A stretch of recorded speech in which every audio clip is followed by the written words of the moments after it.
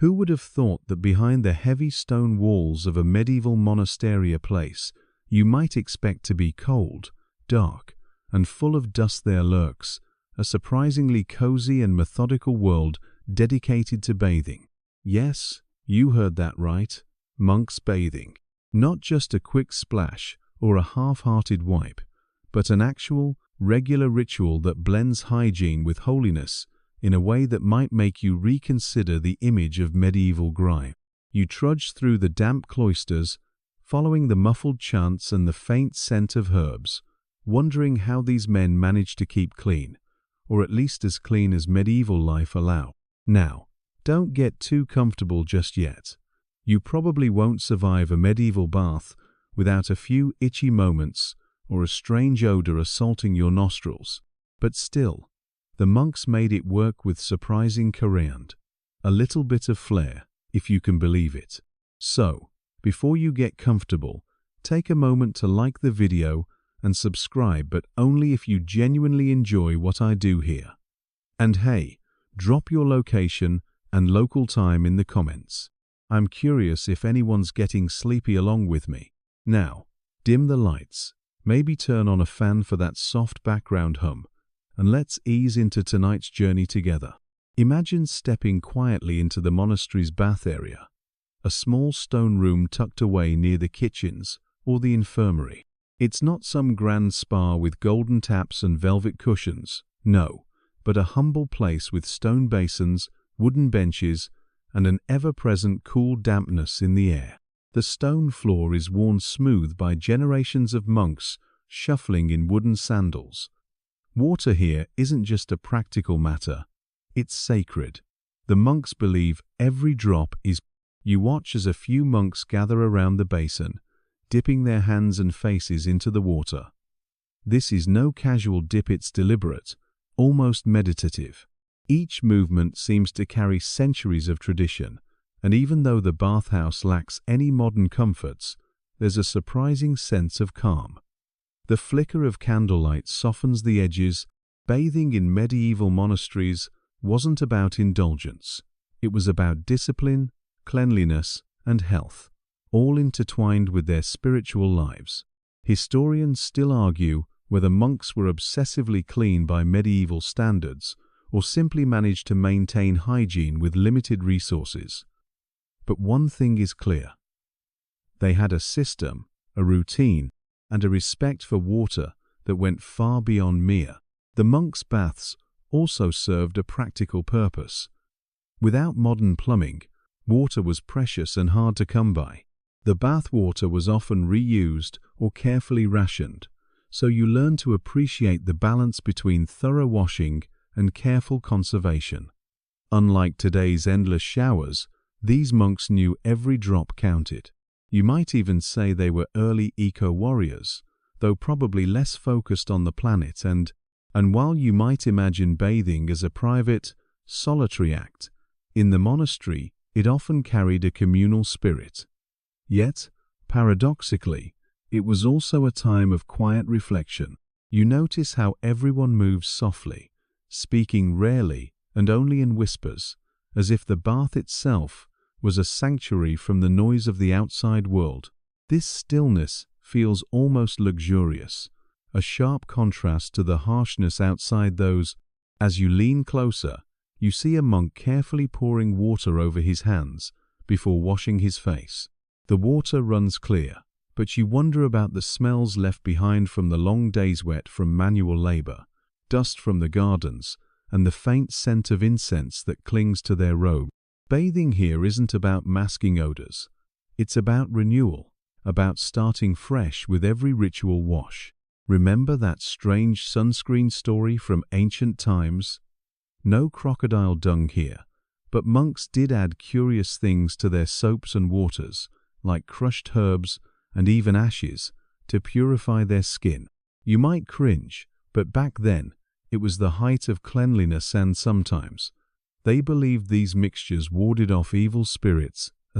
So, as you stand in this quiet, stone-walled sanctuary, you realize that medieval monastery baths were more than just places to get, and with that, You follow the monks along narrow stone pathways that lead toward the monastery's water sources, each step echoing softly in the cool morning air. Water, you realize, is the lifeblood of this place, and the monks treat it with a kind of sacred devotion. It flows in from nearby springs, drips from the slate roofs in gentle rain, or bubbles up from carefully dug wells. Each source carries its own story and its own role in the daily rhythms of monastic life. Spring water is the purest and most cherished. You imagine the monks trekking quietly at dawn to collect the crystal-clear flow, feeling the chill bite at their fingers as they fill simple wooden buckets. There's a silent reverence in their movements, as if they're gathering a holy relic instead of just plain water. Sometimes, the water is channeled through stone aqueducts or wooden pipes carved by the monks themselves, ingenious feats of engineering that show just how much effort went into bringing freshness to the monastery.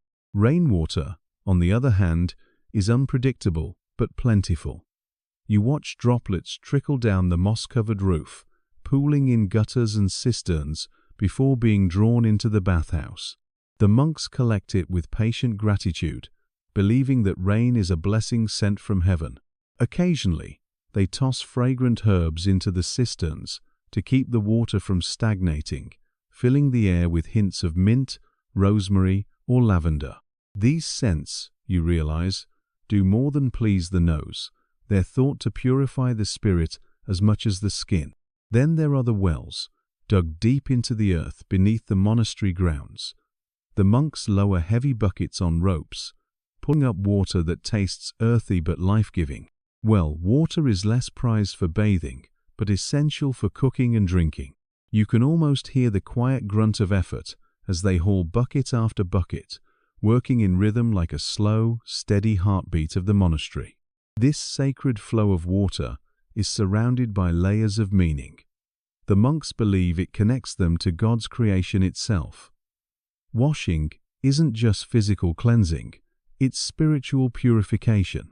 Before washing, a monk might say a short prayer, asking for the water to cleanse not only his body, but his soul. This intertwining of practical need and spiritual symbolism is what makes the bath so much more than a mundane chore.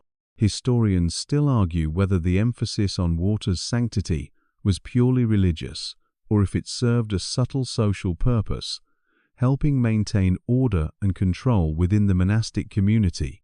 Either way, the monks treat their water sources like treasures sometimes, even guarding the springs from outsiders who might pollute or misuse them. You also notice how resourceful the monks are with water conservation. Since it's a limited resource, especially in dry seasons, they practice careful rationing. Water used for washing hands or feet might be collected and repurposed for other cleaning tasks, while bath water, after serving its primary purpose, might be used to water plants or flush latrines. It's a cycle of use and reuse that's surprisingly modern in concept, even if the reasons are practical rather than ecological. As you stand by the spring, watching the clear water shimmer in the sunlight, you start to grasp the importance of water in monastic life. It's more than just a necessity. It's a symbol of renewal, a constant reminder of the monk's commitment to purity, discipline, and humility. And it's the very essence of the bathing ritual. You're beginning to understand a ritual that depends not just on the act of washing, but on the sacred flow that makes washing possible. You take a deep breath, the fresh air mingling with the faint herbal fragrance, and prepare to follow the monks back inside to witness how their bathing schedules tie together with their prayers and daily work. It's a strict routine, you'll soon find, and it reveals just how much bathing was woven into the fabric of their spiritual discipline. You slip back inside the monastery, following the faint echo of chanting that floats through the stone halls like a gentle tide. Bathing here isn't some casual or spontaneous affair, it's part of a tightly choreographed daily rhythm, woven carefully into the monk's spiritual discipline.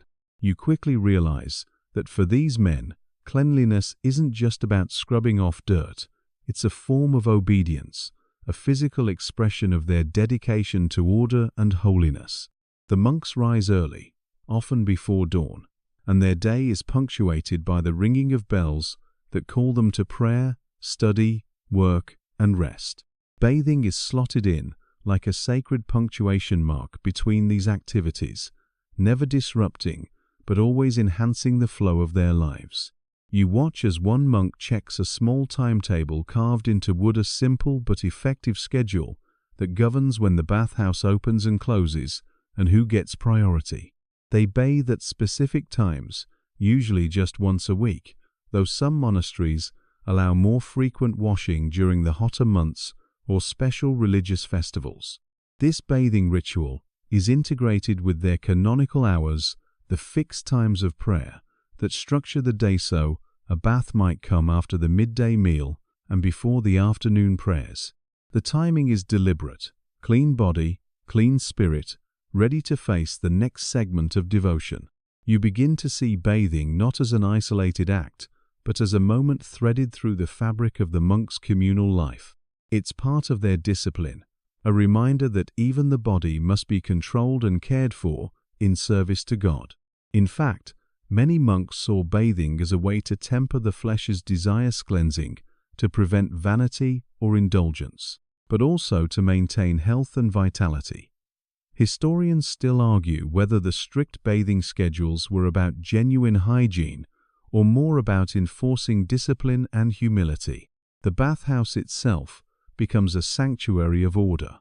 You notice that the monks enter and exit quietly, each movement choreographed and respectful. No splashing or loud chatter here. Instead, there's a hushed reverence, as if the water itself deserves respect. Bathing is a communal but solemn act, a pause from the outside world's chaos. Interestingly, the monks also have rules about who can bathe first. Often, the abbot or the elder monks get priority, reinforcing the hierarchy even in these intimate moments. You might raise an eyebrow at that, but it's a reminder that even cleanliness is part of the monastery's social order. As you watch a young novice quietly scrub his hands and feet with a coarse cloth, you realize the bath isn't meant to be luxurious or pampering. It's practical, efficient, and humble. The monks use simple wooden buckets, washcloths, and stone basins. There are no ornate soaps or scented oils, here just the basics, combined with an intention that makes even the simplest wash feel significant. Bathing also marks transitions between labor and prayer, between the outside world and the sanctuary within these walls. The monks understand that cleanliness affects not only the body, but also the mind. When the ritual ends, they dry themselves carefully and don fresh robes, ready to face the next part of their day with renewed focus and calm. You start to appreciate how these bathing routines are a form of meditation in motion, a slow, deliberate dance that keeps the monks connected to their vows of discipline and humility. It's hard not to admire their dedication, even if the process might seem austere or puzzling to modern eyes. By now, the bathhouse's gentle glow and the murmured prayers have settled deep inside you. You're ready to explore the space itself, the architecture and design that make this humble bath a surprisingly effective and intentional part of monastic life. You step deeper into the monastery's heart, where the bathhouse awaits with its simple, sturdy presence. It's not the sort of place that screams comfort or luxury, but something far more grounded and purposeful. The walls are thick stone, cold and reassuring, while the wooden benches and troughs have been worn smooth by countless hands and feet. This place isn't about indulgence, it's about function, modesty, and a quiet kind of dignity. The bathhouse layout is minimal but thoughtful. A central basin or a stone trough filled with water sits at the core, surrounded by benches where monks sit to wash, dry, and dress. There's usually a hearth nearby, where water can be warmed on chilly days, a small concession to comfort, but nothing extravagant. The architecture serves to channel water efficiently, keeping the room cool in summer and as warm as possible in winter. The design keeps modesty front and center.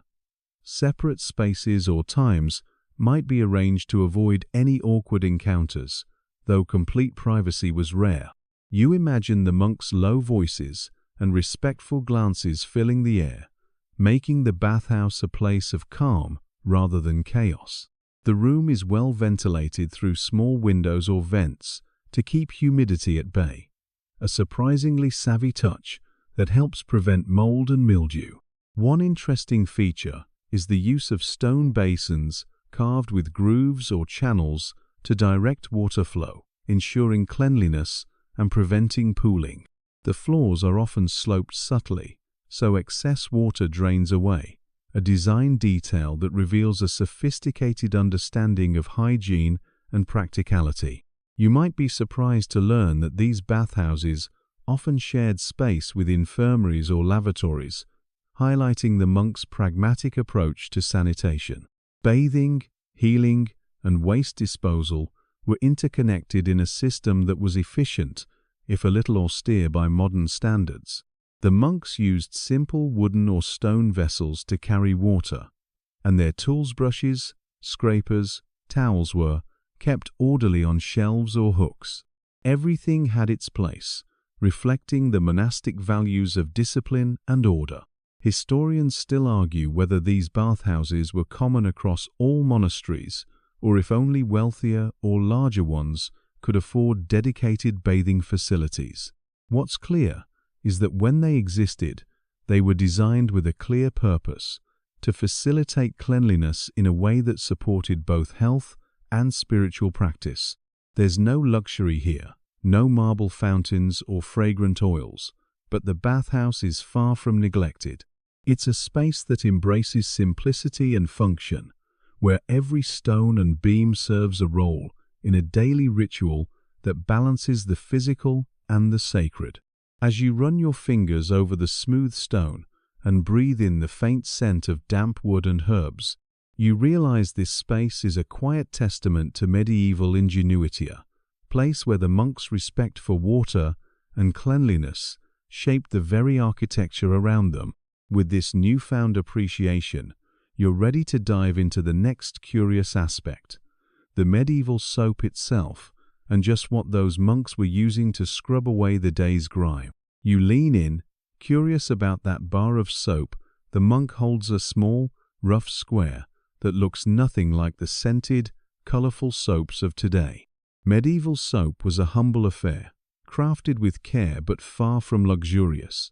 The monks often made their own, mixing animal fats, like tallow, with ashes from burned wood or plants to create a cleansing agent called lye soap. It's a process that's both practical and a bit alchemical, turning ordinary waste into something useful. You can almost imagine the smoky scent of the workshop, where the soap was made warm, earthy, and faintly sharp from the ashes. This soap wasn't about smelling pretty, it was about effectiveness, stripping away dirt, sweat, and the day's labors. Sometimes, herbs or flowers were crushed into the mixture, lending a subtle aroma and maybe a hint of medicinal property. Lavender, rosemary, and sage were favorites, their fragrances thought to purify the skin and the spirit alike. The monks took soap seriously, not just for bathing, but also for other uses, like washing clothes or cleaning utensils. It was an essential household item, crafted with devotion and shared within the community. Soap making was one of the many skills passed down from one generation to the next, a tradition steeped in both necessity and knowledge. Yet, the soap had its quirks. Because it was made from natural ingredients and without modern refining processes, it could be harsh or gritty, sometimes leaving a rough feel on the skin. You might find yourself wincing at the thought of scrubbing with it, but remember, this was medieval hygiene, not a spa day. Historians still argue how often monks actually bathed with soap versus just rinsing with water, given the limited availability and the effort involved in making it. Interestingly, The monks believed that soap had spiritual as well as physical cleansing powers. Washing with soap was more than scrubbing dirt away. It was a ritual act of purification, a symbolic removal of sin and worldly impurities. This belief blended practical hygiene with a deep religious significance, making soap both a tool and a sacred object. You notice how the monks handle their soap with care, using wooden bowls and washcloths to apply it gently but thoroughly. The act of washing becomes a meditation, each motion deliberate and respectful, as if honoring both the craft of the soap and the cleansing power of water. One of the stranger fringe facts is that some monastic recipes included bizarre ingredients like crushed eggshells or even ground herbs believed to ward off evil spirits. It might sound odd now, but back then, the line between medicine, magic, and religion was delightfully blurred. As you watch a monk lather his hands and rinse them carefully, you realize that soap in the monastery is a humble, luxury basic, effective, and loaded with meaning. It's another thread in the complex tapestry of monastic bathing, where every element is chosen with care to support a life of order, cleanliness, and faith. And with that, you're ready to move from soap to water again this time. The surprising ways the monks kept their baths clean and their routines efficient, despite the challenges of medieval plumbing. You watch as the monks orchestrate their washing routines with quiet precision, and you realize that keeping the baths clean was no simple task. Without modern plumbing or endless running water, they had to get creative. The bathwater wasn't changed after every single use. Instead, they relied on a system of draining, refilling, and filtering to maintain cleanliness. It might sound less than glamorous, but the monks had rules to keep things hygienic enough for their purposes. Typically, the bathhouse had a cleverly designed drainage system, simple stone channels or wooden pipes leading water away into a cesspit or garden beds. After a bathing session, the monks would drain the basin completely, then scrub down the surfaces with vinegar or herbal infusions, which help disinfect and add a faint, pleasant aroma. Vinegar was a multitasker in the medieval world, prized for its cleansing and preservative powers. You might wrinkle your nose at the thought, but remember, the smell was probably better than anything else on offer. Between uses, monks sometimes used cloth filters or strainers to clear debris from the water, ensuring that the next bather wasn't soaking in last week's dirt. Some monasteries even kept spare water on hand in barrels, warmed by the hearth, ready to top up the bath as needed. The whole operation was a careful balancing act between conserving water and maintaining cleanliness. You can almost hear the soft scrubbing sounds, the swish of rinsing water, and the whispered prayers uttered to bless the cleansing process. The monks believed that clean water was not only good for the body, but also a medium for spiritual renewal. Keeping the bath itself pure was a way to respect this sacred element. Historians still argue about how effective these methods really were in preventing disease, especially since medieval knowledge of germs was limited.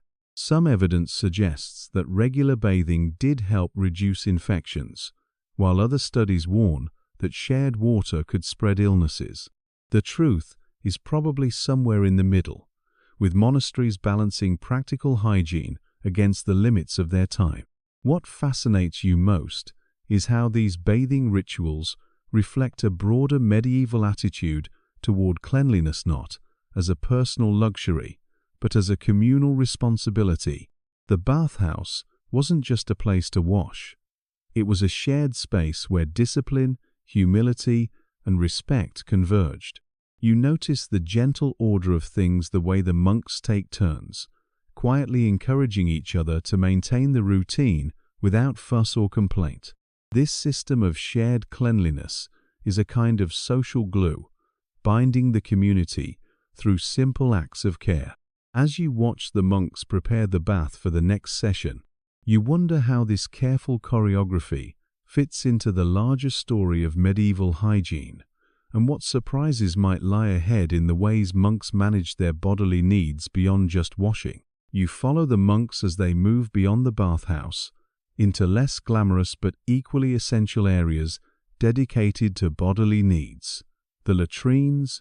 It might not be the most inviting topic, but here too, the monastic community shows remarkable organization and ingenuity. The latrines aren't just holes in the ground. They're carefully constructed spaces designed to maintain hygiene and dignity. Often built over flowing water or connected to drainage systems, these latrines rely on natural currents to carry waste away, much like a primitive plumbing system. The monks used wooden seats with holes, spaced evenly along stone benches, allowing multiple users at once, but still maintaining a quiet, respectful atmosphere. You might chuckle at the idea of communal bathroom breaks, but in a place devoted to humility and shared life, this was practical and efficient. To manage odors, monks place straw or rushes on the floor, sometimes soaked with vinegar or aromatic herbs, to absorb smells and keep the air fresh. They also used wooden scrapers or sponges on sticks for cleaning, a far cry from modern toilet paper, but effective in its own way. The whole arrangement reflects a balance between necessity and modesty, a theme that repeats itself throughout monastic hygiene practices. Interestingly, some monasteries even employed a latrine attendant, usually a junior monk or servant, whose job was to maintain cleanliness and provide fresh water. It's a humble position, but vital for the community's health. You can almost imagine the attendant quietly going about his duties, the unsung hero of monastic sanitation. Historians still debate how widespread these advanced latrine systems were across medieval Europe. While larger or wealthier monasteries boasted such facilities, smaller or poorer communities might have relied on simpler, less sanitary solutions. The variance reflects broader social and economic differences within medieval monasticism. What stands out most is how these latrines, like the bathhouses, were integrated into the monk's spiritual worldview. Even in waste disposal, there was an emphasis on cleanliness, order, and respect for the body as God's creation. The physical act of relieving oneself wasn't shameful, but a natural, necessary part of life, approached with the same discipline that governed prayer and work. You realize that understanding this less glamorous side of medieval hygiene gives you a fuller picture of monastic life, one that embraces both the sacred and the practical, the serene and the earthy. As the monks finish their business and wash their hands again, with careful reverence you prepare to explore how the seasons and weather shaped bathing routines, adding another layer of complexity to this surprisingly cozy medieval world. You feel the chill of a damp morning creeping in as the seasons shift, and you realize that the monks' bathing rituals were deeply tied to the rhythm of the year. Medieval monasteries didn't have the luxury of modern heating or insulation, so cold weather posed a serious challenge to cleanliness and comfort. You can almost see the monks shivering as they prepare for their weekly bath in the biting cold, each one steeling themselves for the icy water and drafty bathhouse. Winter bathing was often limited or even skipped altogether, especially in colder regions. Instead, monks relied on dry cleaning methods, rubbing their skin with cloths, using perfumes or herbs to mask odors, and focusing on washing just the hands and face. The risk of illness from cold exposure was real, and prudence often dictated these adjustments. You might find this relatable, the universal human dread of getting out of a warm bed on a freezing morning. In warmer months, bathing became more frequent and indulgent, sometimes coinciding with religious festivals or special occasions. Some monasteries held feast days for bathing, turning the ritual into a communal celebration of purity and renewal. You can almost hear the soft laughter and quiet conversations as monks scrub away months of grime, enjoying the rare warmth of sun and water. The monks also adapted their bathhouse architecture to the seasons. Small fireplaces or braziers might be lit to warm the water or the room itself, while windows and doors were sealed tightly to keep out drafts. Some monasteries built bathhouses adjacent to kitchens or bakeries, using the residual heat from those fires to warm the bathing area, clever medieval version of central heating. Historians still argue about how common these seasonal adaptations were and how they varied across regions with different climates. Some argue that northern monasteries had more elaborate winter preparations, while southern ones enjoyed year-round bathing with less interruption. What fascinates you is how the monks' bathing practices weren't rigid but flexible, adapting to nature's demands while maintaining their spiritual and hygienic goals. This balance between discipline and practicality is a hallmark of monastic life, always striving for order but not blind to reality. You notice too how the monk's attitude toward cold water itself is nuanced. While modern spa trends might tout cold plunges for health, the medieval monks saw cold water as both a test of endurance and a tool for spiritual purification. Enduring the cold bath was an exercise in humility and self-control, reinforcing their commitment to their vows. As the seasons turn, so does the rhythm of bathing, and you sense how deeply intertwined this cycle is with the monks' connection to nature, community, and faith. The cold and warmth shape not only their bodies, but their spirits in a quiet, unspoken dialogue.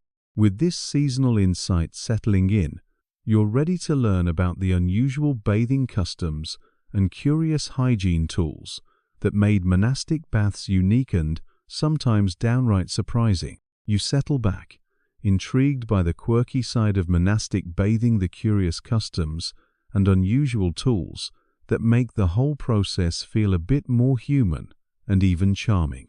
Bathing in a medieval monastery wasn't just about function. It had its own little rituals, some practical, others symbolic, and a few that would raise an eyebrow or two today. One of the more surprising practices involved the use of a strigil, a small curved metal or wooden scraper used to remove dirt, sweat, and dead skin. Unlike the gentle soaps and cloths you might expect, monks sometimes scrape their skin raw before rinsing off. It sounds a bit medieval literally, but it was considered an effective way to cleanse deeply. You might picture a monk grimacing as he scrapes his forearms, reminding yourself this was a time when gentle exfoliation was an extreme sport. Alongside the strigil, monks used fragrant herbs and flowers to freshen the air and their skin. Sprigs of lavender, rosemary, or mint were tucked into bathwater or dried and hung around the bathhouse. These botanicals weren't just for scent. Many believed they had healing properties, protecting the monks from disease or evil spirits. It's a blend of hygiene and superstition that's charmingly medieval. You might be amused to hear that some monasteries employed bath watchers or supervisors, usually senior monks, who ensured that bathing remained orderly and modest. The bathhouse, after all, was a place of discipline, not debauchery. This role was part practical, part spiritual, maintaining the sanctity of the ritual and the privacy of the participants. Another curious custom was the timing of baths. Some monks bathed before important religious services or on particular days linked to the liturgical calendar. Bathing was more than cleanliness, it was preparation, a form of ritual purification. You could say it was medieval self-care with a divine twist. Historians still debate whether these customs were uniform across all monasteries or varied widely depending on region and order. Some suggest that stricter orders had more austere bathing rituals, while others embraced a more relaxed approach. Among the stranger fringe facts you might not expect is the occasional use of animal dung or ashes as a cleaning agent, especially in regions where soap was scarce. While it sounds unpleasant now, these substances had practical purposes, like exfoliation or disinfecting. It's a vivid reminder that medieval hygiene was a patchwork of tradition, necessity, and experimentation. As you imagine these odd but earnest customs, you realize the bathhouse was a place where monks confronted not just dirt, but the messy, imperfect reality of human life always, with a sense of humor, humility, and hope. Next, you'll find out how monks dealt with the aftermath of bathing, drying, dressing, and returning to the routine of monastic life with a quiet grace that feels surprisingly cozy. You wrap yourself in the warmth of the bathhouse's fading steam, but the ritual isn't quite finished yet. The monks, after carefully washing and rinsing, face the humble task of drying and dressing, a process that might seem mundane but carries its own rhythms and meanings. The wet chill of medieval Europe wasn't forgiving, and monks had to be deliberate about this next step to avoid catching colds or disrupting their spiritual focus. Instead of fluffy modern towels, they often used coarse linen cloths, sometimes woven within the monastery itself. These cloths were sturdy, but not soft, designed for practicality over comfort. You can almost feel the scratchy texture against your skin, a sharp reminder that bathing here was never about luxury. It was about cleanliness and readiness to face the day's prayers and duties. Monks dried themselves slowly, focusing on each movement as a kind of mindful meditation. The act of drying was another ritual acknowledging the body's needs without indulgence.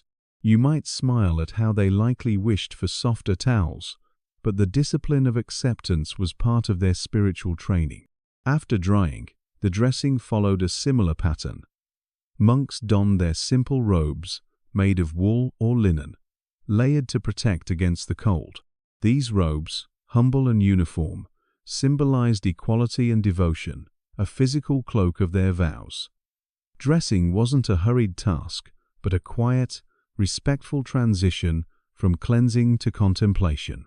Sometimes, in colder seasons, monks wrapped themselves in cloaks or shawls before leaving the bathhouse, using whatever fabric was available to guard against drafts. These practical measures reflect how much care was taken to protect health, even in a world without modern medicine.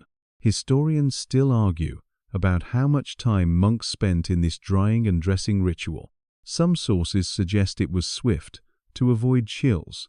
Others describe a slower, more intentional process aligned with their contemplative lifestyle. A quirky fact you might enjoy: some monasteries kept special bathrobes or coverings reserved only for the bathhouse, washed more frequently to maintain cleanliness. It's a small detail, but it hints at the care the monks invested in hygiene despite limited resources. As you imagine these moments, you realize that even the simplest acts, drying off, putting on a robe woven with meaning, discipline, and care. It's not just about the body, it's about preparing the soul for the next chapter of the day.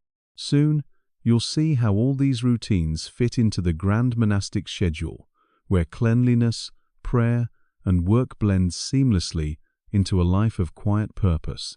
You step back into the rhythm of monastic life, where bathing isn't just a standalone event, but woven tightly into the daily cycle of prayer, study, and work. The monk's schedule is famously regimented, punctuated by the ringing of bells and the cadence of chants, yet their bathing routine fits snugly into this disciplined flow, a moment of physical refreshment amid spiritual toil. Typically, baths were taken after the night office or before the midday meal, depending on the monastery's customs and the season. This timing wasn't random. It served practical and spiritual purposes. Washing away sleepiness or the grime of labor, the bath prepared monks to engage fully in their sacred duties, embodying the idea that a clean body aids a clear mind and open heart. You imagine the monks moving with quiet efficiency, slipping into the bath, cleansing themselves in silence or soft murmurs, then emerging renewed and ready to join their brethren in worship or labor. Bathing here is less about indulgence and more about renewal, a brief, intentional pause that refreshes the senses and fortifies the spirit. Historians still debate whether some monasteries bathe daily or weekly, with records suggesting considerable variation across regions and orders. Some favored frequent washing as a health practice. Others emphasized moderation, wary of overindulgence or excessive exposure to cold water. The communal nature of the bath also reinforces social bonds within the monastery.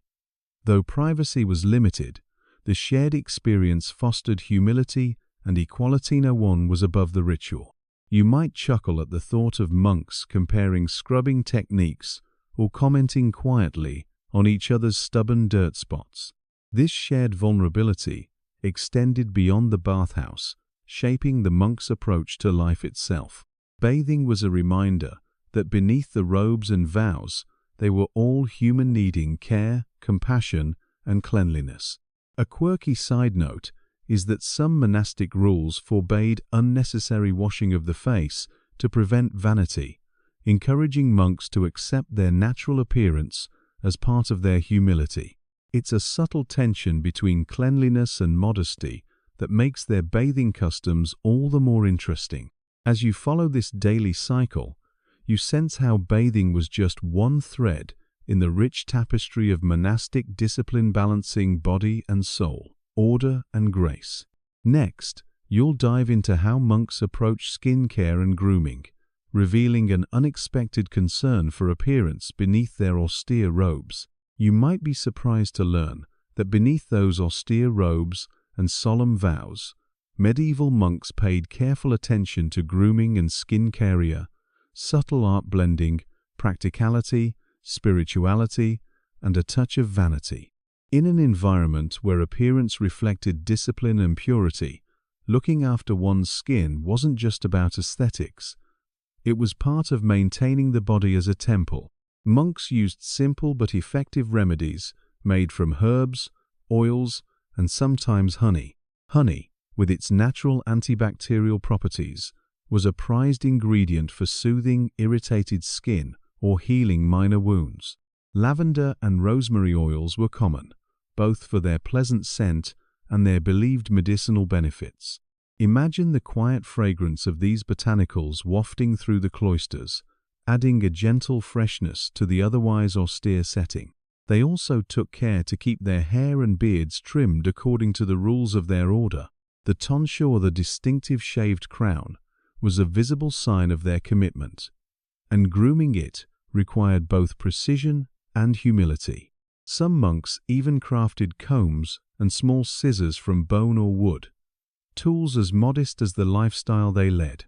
Historians still argue about the extent to which monks embraced grooming as a form of self-expression versus mere hygiene. Some sources suggest certain orders were surprisingly meticulous, while others viewed excessive attention to appearance as vanity to be avoided. A quirky fringe tidbit. Some monks reportedly used crocodile dung as an early sunscreen and skin treatment, an odd but fascinating example of how medieval remedies often mixed the practical with the peculiar. While this practice wasn't widespread, it highlights the resourcefulness and experimental spirit of the time. You notice that grooming rituals also had a social dimension. A well-kept appearance signaled respect for the community and God, reinforcing the idea that cleanliness and order extended beyond the bathhouse. It's a reminder that even in the quietest corners of history, humans have long sought ways to care for themselves and maybe impress their neighbors just a little. As you imagine the monks attending to these small but meaningful rituals, you gain a richer understanding of how bathing and grooming were intertwined with their spiritual journey.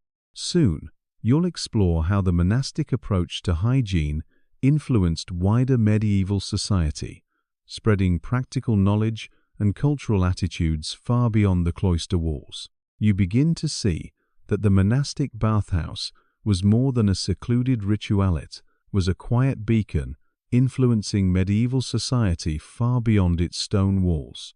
Monks, through their disciplined practices and medical knowledge, became unexpected pioneers of hygiene, shaping cultural attitudes across Europe. Their herbal remedies and hygiene routines filtered into nearby villages, as monasteries often served as centers of learning and healing. You can almost hear the whispered conversations among townsfolk about the holy baths, curious about the monks' seemingly miraculous cleanliness in a world that often seemed grimy and harsh. Monasteries also produced texts on health and cleanliness, blending spiritual guidance with practical advice. These manuscripts circulated among clergy and some educated laity, spreading knowledge about bathing, diet, and disease prevention. It's fascinating to think that what started as a monastic discipline slowly seeded broader public health awareness. Historians still debate how far-reaching this influence truly was. While monasteries were important centers, the majority of medieval people lived far from these hubs and had limited access to such practices. Yet, the monastic example planted seeds for future hygiene reforms. A quirky tidbit is that some monasteries kept special baths for pilgrims, offering not only spiritual cleansing but also a place to wash away the dust and grime of long journeys. These facilities were early forms of public hygiene, providing comfort and care to travelers in an often unforgiving world. You imagine a weary pilgrim stepping into warm water, feeling a rare moment of relief and renewal, thanks to monastic hospitality. It's a gentle reminder that the monks' hygiene practices had a ripple effect, touching lives well beyond the cloister. As the influence of monastic bathing spread, it also sparked conversations about the body, cleanliness, and spirituality throughout medieval culture, sometimes controversial, sometimes comforting, always evolving. Next, you'll witness how the decline of monastic hygiene practices coincided with wider societal changes, leading to a complex legacy that still intrigues historians today. You find yourself at the crossroads of history, where the steady, careful rituals of monastic bathing begin to wane, giving way to a more chaotic, less hygienic medieval world. The decline of monastic hygiene practices didn't happen overnight. It was a gradual unraveling linked to broader social, political, and religious upheavals. As monasteries lost influence during periods of war, plague, and secularization, their role as centers of cleanliness and health diminished. You can picture abandoned bathhouses, water systems falling into disrepair, and knowledge once carefully preserved becoming fragmented or lost. The stability that supported monastic discipline gave way to instability and neglect. During this period, bathing became less frequent for many, sometimes seen as dangerous or indulgent. The fear of water spreading disease, a misconception that gained traction especially after plague outbreaks, made people wary of washing regularly. You might chuckle ruefully, knowing how modern science has since overturned these old beliefs. Historians still argue about the exact reasons for the decline in bathing habits, whether it was driven more by superstition, economic hardship, or shifting religious attitudes. Some suggest the Church itself became ambivalent or even hostile toward bathing, associating it with vanity or sin, while others point to practical concerns about water availability and infrastructure.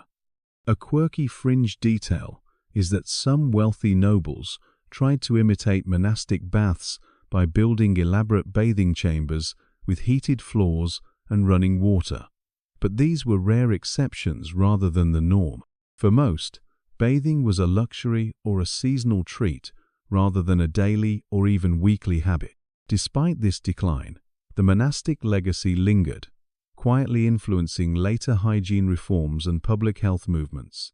You sense a bittersweet truth. The very routines that once symbolized order and purity were caught in the tides of history, ebbing away but never forgotten. As you ponder this turning point, you're poised to discover the surprising ways monastic hygiene has inspired modern ideas about cleanliness, health, and community even in our fast-paced digital age. You now reach the quiet conclusion of this long journey through the surprisingly cozy and disciplined world of medieval monastery baths. Despite the ups and downs, the evolving customs, and the odd quirks that make you smile, there's a soothing constancy to the way monks cared for their bodies and souls. Bathing, grooming, and hygiene were more than mere chores. They were acts of devotion, mindfulness, and community. The rituals encouraged a balance between the physical and the spiritual, a gentle reminder that caring for your body was part of honoring the divine within. Even as history carried these practices through cycles of decline and revival, their essence remains relevant. You might not scrape your skin with a strigil or bathe communally under watchful eyes, but the mindfulness and intention behind these ancient routines speak across time. Historians still debate the exact nature and impact of monastic hygiene.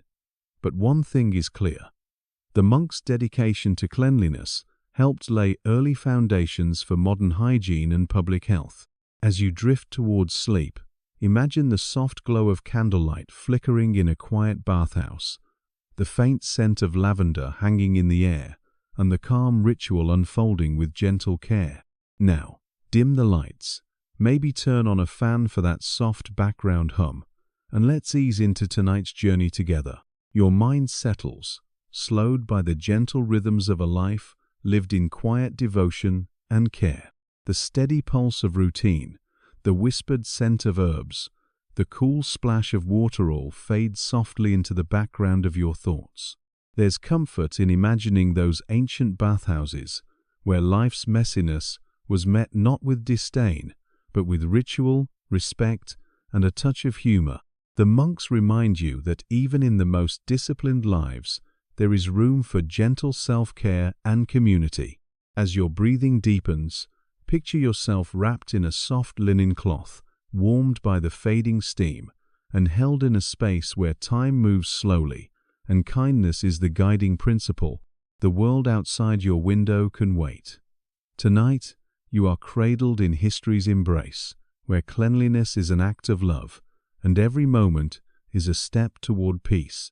Let go of your worries, feel the tension melt, and drift softly into rest, knowing that tomorrow carries new chances for renewal. Sweet dreams.